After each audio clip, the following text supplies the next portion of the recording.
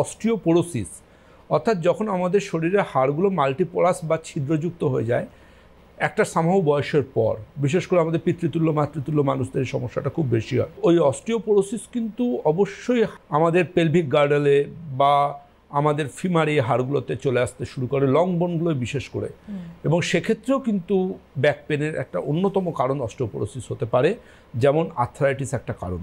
কিন্তু সবচেয়ে মজার কথা হচ্ছে যেটা একটা মিথ থাকে, দেখবেন এই ব্যথা যন্ত্রণা হলেই অনেকে বলে দেন বেড রেস্ট, পিঠে ব্যথা হচ্ছে, কাঁধে ব্যথা হচ্ছে, কোমরে ব্যথা হচ্ছে, বেড রেস্ট।